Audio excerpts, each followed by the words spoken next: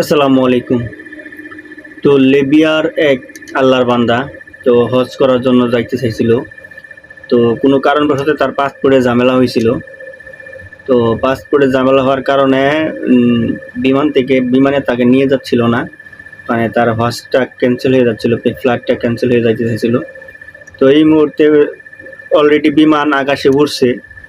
ওঠার পরে বিমান সমস্যার কারণে বিমান আবার ল্যান্ডিং করছে, আবার নেমে পড়ছে নিচে।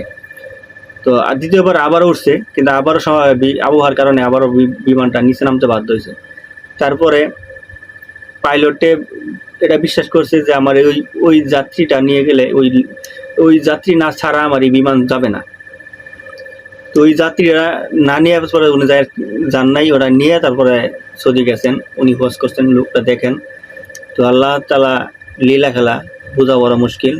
আল্লাহ সকলকে এই বোঝার তৌফিক দান করুক, আমিন। সবাই আমিন লিখে যাবেন। আলহামদুলিল্লাহ। আসসালামু আলাইকুম।